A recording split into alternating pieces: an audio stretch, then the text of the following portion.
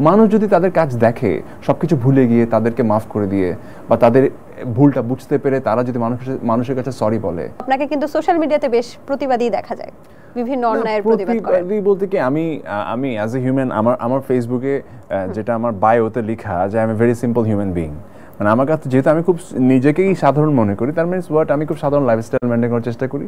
তো সেখানে আসলে আমি কখনো কারোর থেকে অন্যায় সুবিধা নিতেও চাই না, কেউ নিচ্ছে সেটাও আসলে আমি পছন্দ করি না। আলো কি এসেছে? সেটা যারা আনতে চেয়েছে তারাই বলতে পারে। আচ্ছা, তাদের জীবনে কি আসলে আলো আসছে নাকি ভবিষ্যতে আসবে নাকি অন্ধকার নেমে এসেছে এখন? আমার কাছে তো মনে হচ্ছে ডেফিনেটলি এখন ওনাদের লাইফে ঘোর অন্ধকার, বাট আমি বলবো যে ঘোর অন্ধকার এটা চিন্তা করার কোনো দরকার নেই। ওনারা আসলে কোন প্রেক্ষাপটে বা কি কোন কনসেপ্টে বা কোন ধারণায় আসলে এই ধরনের একটা জিনিসকে সাপোর্ট করেছেন আমি জানি না, বাট আমার কাছে মনে হয় যে এখন ওদের একটু বোধোদয় হওয়া উচিত। কারণ এটা ট্রু যে গত জুলাই মাস হতে শুরু করে এই অগাস্ট পর্যন্ত যে সিচুয়েশনটা তৈরি হয়েছে, এখানে অনেকগুলো এত বড় বড় বিষয় ঘটেছে যেগুলো হয়তো বা আমাদের ধ্যান ধারণার বাইরে। মানে আইন প্রণেতা সংস্থাগুলো আছে, তারাই কিন্তু সাধারণ মানুষের উপর যথেষ্ট টর্চার করেছে, যেটা আসলে নর্মাল হিউম্যান রাইটস অনুযায়ী সেটা আমরা কেউ সহ্য করবো না, সে দোষী হোক বা সে দোষী না হোক।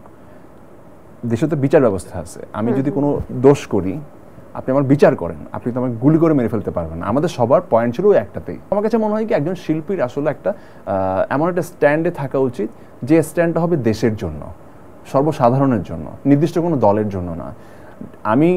আমার কাছে মনে হয় যে শিল্পীর ওই দায়িত্বটা নেওয়া উচিত, মানুষ অ্যাকচুয়ালি যাতে যেটা অনেস্টি বা যেটা হচ্ছে নিয়মের মধ্যে হওয়া উচিত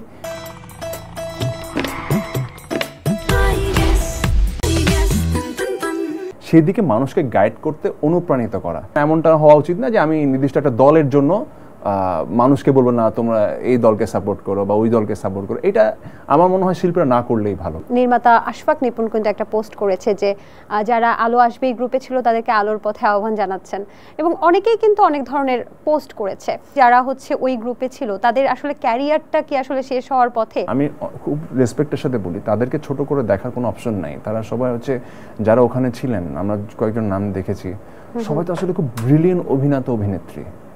তাদেরকে মানুষ যুগ যুগ ধরে পছন্দ করেছেন বলেই তারা একজন লেজেন্ডারি অভিনেত্রী হতে পেরেছেন। মানুষ যদি তাদের কাজ দেখে সবকিছু ভুলে গিয়ে তাদেরকে মাফ করে দিয়ে বা তাদের ভুলটা বুঝতে পেরে তারা যদি মানুষের কাছে সরি বলে, বা মানুষ যদি তাদের কাজ দেখে, তাদের কাজ অবশ্যই করবে।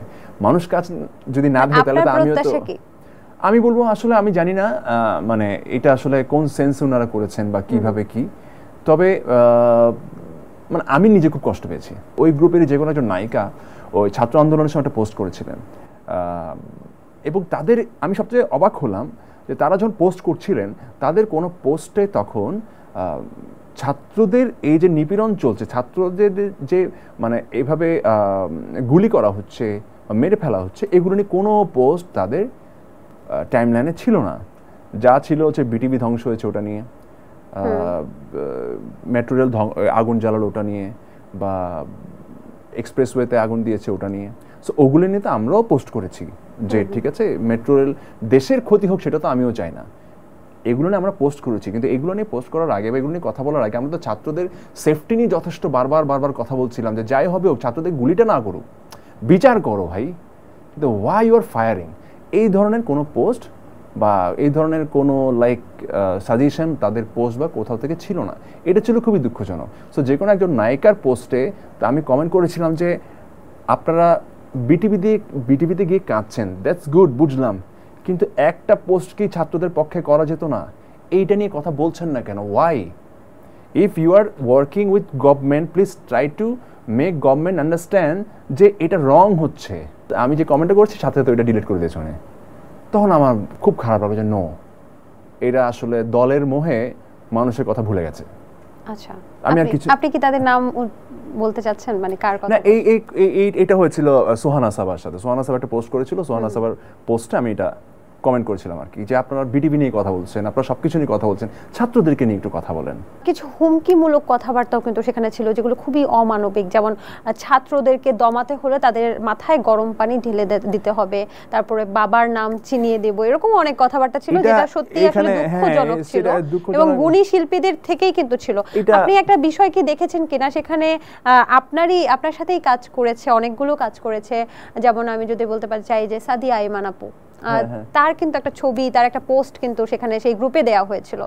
তো যদি ছাত্র আন্দোলন বা বৈষম্য বিরোধী ছাত্র আন্দোলনটা যদি সফল না হতো, তাহলে কি এই শিল্পী বা সাংবাদিক যাদের ছবি, যাদের স্ক্রিনশট ওই গ্রুপে দেওয়া হচ্ছিল, সেই মানুষগুলোর উপরেও কি এই গরম পানি ঢেলে দেওয়ার মতো কার্যক্রম হতো? এর চেয়ে খারাপ কিছু হতে পারতো, কারণ ওরা তো লিস্ট করছিল না ওই গ্রুপে যাদের স্ক্রিনশট নিয়ে বা যারা ছাত্রদের পক্ষে কথা বলেছে তাদেরকে নিয়ে যেহেতু পোস্ট করা হয়েছে, দ্যাট মিনস হোয়াট, ওরা তো ওই ডাটাটা নিচ্ছিল। তো সামহাউ যদি গভর্নমেন্ট স্টে করে যেত, ডেফিনেটলি এদের বিরুদ্ধে অ্যাকশনে যেত, এটা তো অবশ্যই যেত।